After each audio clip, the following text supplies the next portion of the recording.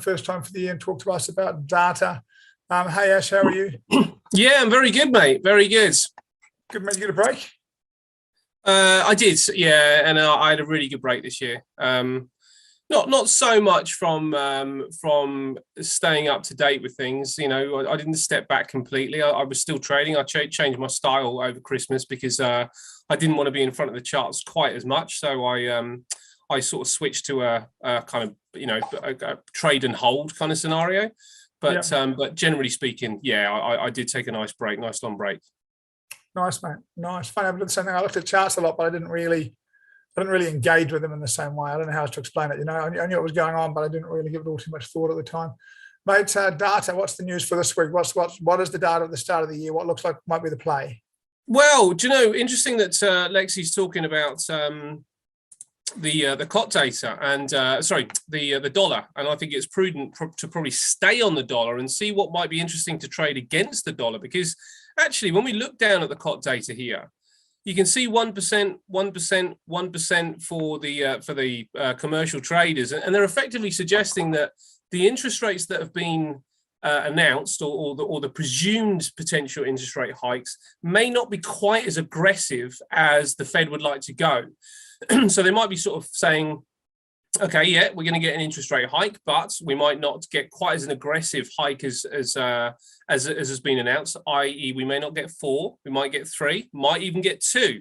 So they are telling us that the dollar may well be a little bit overvalued at this particular point. When we come down to see where the buyers and sellers are here, then what we are getting is a situation where the selling pressure has really jumped to the upside, where the buying pressure has just stayed stagnant for quite some time, really, from probably this period here.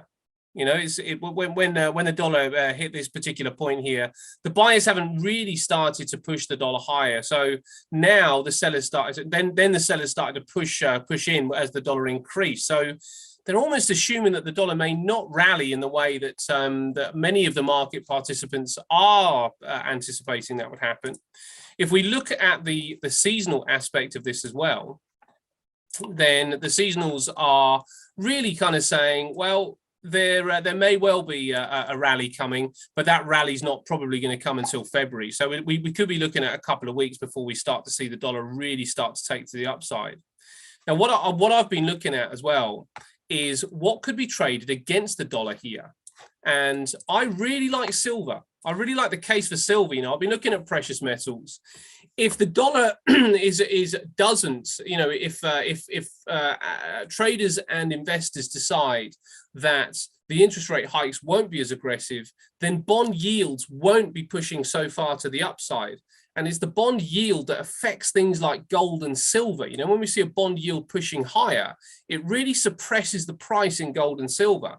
Now, that may not be the case if we start to see the dollar come down. Maybe those bond yields come down a little bit. Inflation still being a bit of a problem. Remember, they've got a very heavy balancing act to try and control inflation while not choking the economy. So go too fast to go too high too fast is a dangerous play.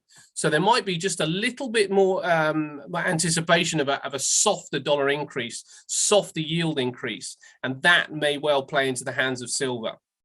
75% in the most recent week, 6 months, 81% in 18 months, and 62% in the 36 months. And when we come down to what the buyers and sellers have been doing, then what we really see here is just a little dip down in the selling pressure and just a little tick up in the buying pressure. It's not going to be very aggressive ever in the buying pressure, but you can see just a little tick up. And then bringing in the seasonalities as well, the seasonal charts as well for silver. What we've got is a chart here that we're going to get the chart here. Let's bring that off here and see if I can get the seasonals up. There they go. Seasonals are suggesting January through to around about the end of February, we get this rally. So that would help us certainly, you know, going into the next couple of weeks, going into the end of January, going into February. Dollar suggested to be weak. COT data suggesting it to be weak. Silver's picking up with a COT. seasonality suggests that we're going to get a rally right up until around about the start of March, end of Feb. That plays into it. So I really like that play. So silver is a buy for me at this particular point. Geez, I do like it when we see some different ideas. You know, it's one of the things with traders. We're not all supposed to agree on everything what we should be doing. And part of it is looking at it and getting some different perspectives. So nice today. We're going to have we've had Alexis and Ash, and we're going to have Lloyd come in a few moments. And thank you very much, Ash. Much appreciated.